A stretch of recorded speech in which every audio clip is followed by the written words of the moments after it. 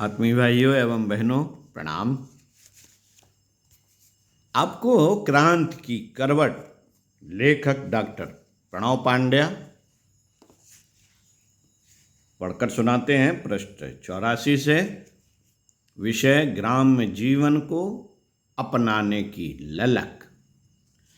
उपरोक्त विषय के संदर्भ में आइए परम पूज्य गुरुदेव, जिन्होंने राष्ट्रीय जागरण का नव अभियान ग्रामोत्थान इस विषय पर अखंड ज्योति जून 1998 पृष्ठ 41 में लिखा है। लेख पढ़ते हैं, ध्यान से सुनिए। भविष्य के कदमों की आहट जिन्होंने भी सुनी है, उन सब का यही कहना है कि कल की दुनिया शहरों की नहीं, गांव की होगी। शहरों की बेतहाशा बाढ़ ने ही संकट के बीज बोए हैं। यदि हम इनसे बचना चाहते हैं तो फिर से गांव की ओर लौट चलें।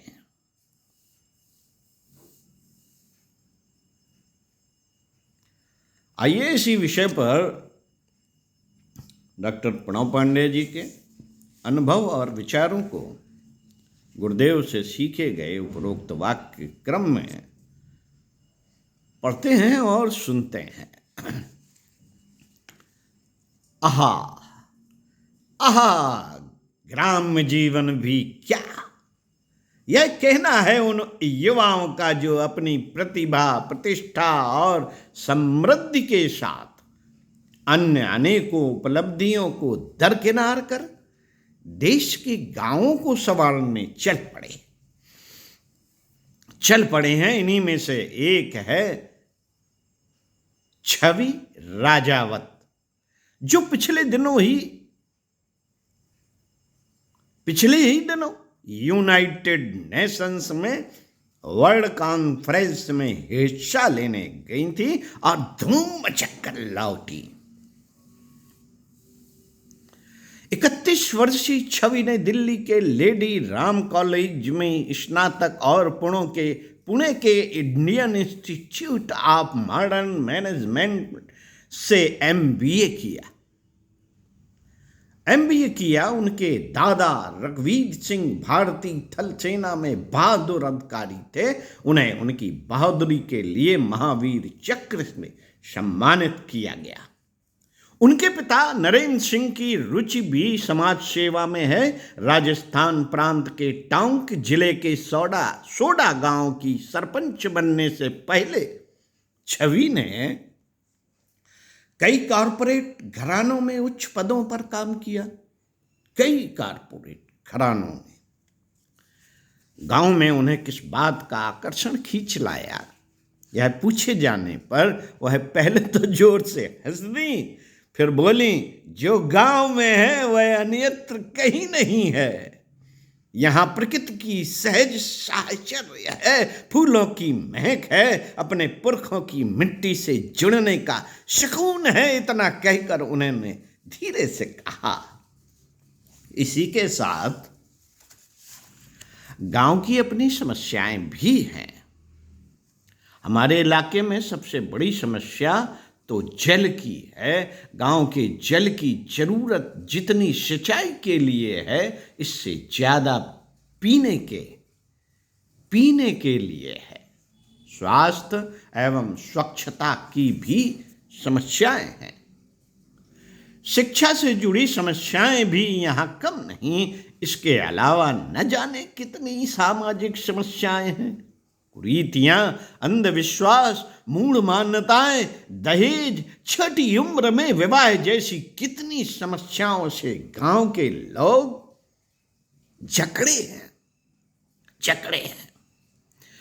लेकिन मैं योद्धाओं के घर की बेटी हूं। हारना मैंने सीखा नहीं है, बस जूझना है, जूझते चले जाना है जीवन के अंतिम क्षणों तक।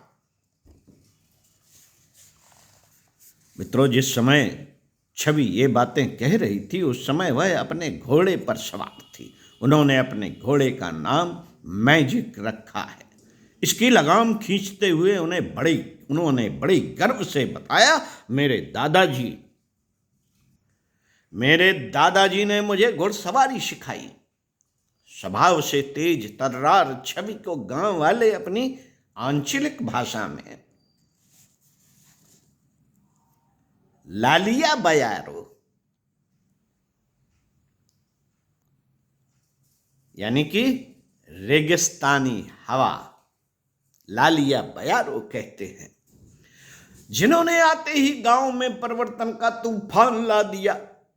इस समय वह सरपंच होने के साथ महात्मा गांधी राष्ट्रीय ग्रामीण रोजगार गारंटी योजना मनरेगा की प्रभारी हैं और यहाँ जल संग्रहण व्यवस्था के प्रयास में जुटी हैं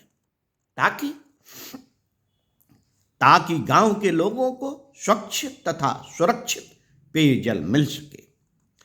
उनका कहना है कि वही क्यों देश के दूसरे पढ़े लिखे युवा भी ग्रामीण जीवन को संवारने में लगे हैं।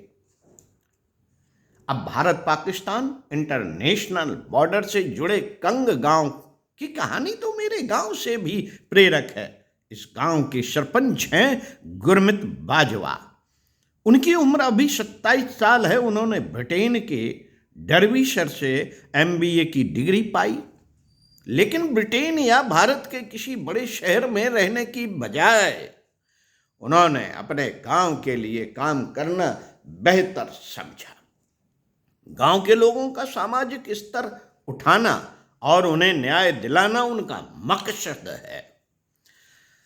साथियों, गांव के विकास में खासी रुचि रखने वाली छवि कहती हैं कि उन्हें उनके दादाजी ने बताया कि आज के युवा और किशोर इस बात पर भरोसा भी ना कर पाए कि अब से 30-35 साल पहले भारत के गांव में गेहूं की रोटी खाना बच्चों का स्वप्न हुआ करता था। साथ ही सीमेंट का एक कट्टा या 1 क्विंटल चीनी की बोरी खरीदने के लिए तहसीलदार की अनुमति लेनी पड़ती थी। स्पष्ट है, निर्धन, निरक्षर, शोषित तथा सदियों से गुलामी के परिवेश में जीवन काट रहे ग्रामीणों की समस्याएं आज से कहीं ज्यादा भयावह थीं। 15 अगस्त 1947 को मिली स्वतंत्रता के पश्चात 26 जनवरी 1950 को भारत गणराज्य बना। भारतीय गणतंत्र की इस 6 दशकीय यात्रा में ग्रामीण क्षेत्रों में जो जागृति आई, उसे पढ़े लिखे युवा और भी ऊंचाई तक पहुंचा सकते हैं। पढ़े लिखे युवा और भी ऊंचाई तक पहुंचा सकते हैं। ऐसे पढ़े लिखे युवाओं में चर्चित नाम है बिहार के मनीष कुमार एवं शशांक कुमार का। मित्रों, इन्होंने तकनीकी एवं प्रबंधन क्षेत्र में M.Tech की पढ़ाई पूरी की। पढ़ाई के बाद इन्होंने गांव के किसानों की मदद का संकल्प लिया। इसके लिए उन्होंने अपने बिहार प्रांत के वैशाली जिले में चकदरिया गांव में मई 2010 में अपनी संस्था फार्म एंड फार्मर्स का पहला समूह बनाया। ये अपनी संस्था के माध्यम से किसानों के लिए बीज से लेकर बाजार तक का तकनीकी प्रबंधन करने में जुटे। इन दोनों युवा प्रतिभाओं ने कैरियर और ऐशो आराम की सहज जिंदगी को ठुकरा कर गांव की पगडंडियों व मेढ़ों को अपनाया। बिहार प्रांत के ही कौशलेंद्र, जिन्होंने B.Tech कल्चर इंजीनियरिंग करने के बाद भारतीय प्रबंधन संस्थान अहमदाबाद से MBA में टॉप किया। इसके बाद उन्होंने निश्चय किया निश्चय किया अपने बिहार प्रांत के गांव के किसानों की मदद का। इसके लिए उन्होंने अनूठा तरीका निकाला। वह गांव के किसानों से अच्छे मूल्य पर सब्जी खरीदकर उपभोक्ताओं को कम दाम पर बेचते हैं।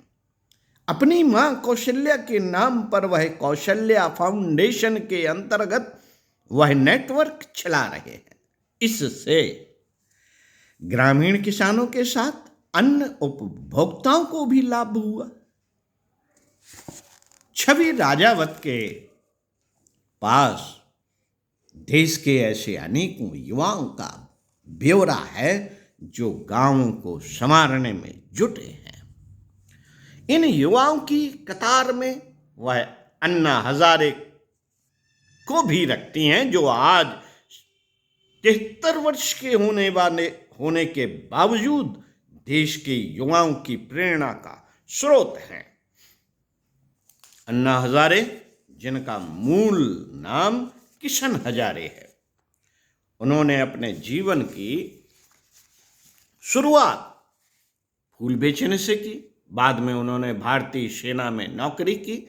इस दौरान उन्हें कई तरह के तनाव से गुजरना पड़ा। एक बार तो स्थिति आत्महत्या की बन आई।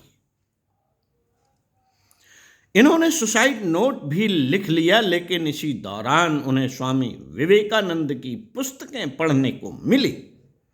अन्ना का कहना है कि उन्हें उनके सभी सवालों के जवाब स्वामी जी की पुस्तकों में मिलने लगे। सेना से स्वैच्छिक सेवानिवृत्त लेने के बाद वह महाराष्ट्र के अहमदनगर जिले के रालेगांव सिद्धि नाम के गांव में आ गए। यहाँ के मंदिर को उन्होंने अपना डेरा बनाया और इस गांव की सेवा में जुट गए। आज भी अन्ना इस गांव के मंदिर के एक कमरे में रहते हैं, जमीन में सोते हैं, एक समय भोजन करते हैं और दिन भर सेवा में जुटे रहते हैं। अन्ना के प्रयासों से इस गांव की सड़कें साफ सुथरी हैं। यहाँ चारों ओर हरियाली है, पक्के मकान है, दुकानों में कहीं भी बीड़ी सिगरेट व पान नहीं बिकता, बैंक इंटरनेट की सुविधा है, बाहर से आने वालों के खाने व ठहरने का इंतजाम है, पढ़ने के लिए पुस्तकालय है और सबसे बड़ी बात, लोगों में भाईचारा है। लोगों में भाईचारा है। स्वामी जी से प्रभावित अन्ना ने शादी नहीं की। उन्होंने गांव की सेवा, देश की सेवा को ही अपना सब कुछ मान लिया। 31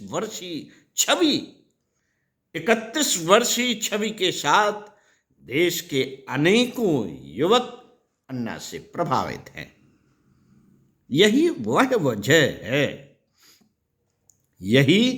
वह वजह है कि ग्राम्य जीवन को अपनाकर समाज सेवा की डगर पर बढ़ चले हैं। ये छवि का कहना है। आप जैसे युवाओं का क्या कहना है? यह स्वाध्याय सत्संग चिंतन मनन का विषय है और जरूर कीजिए इस विषय पर चिंतन मनन। ओम शांति।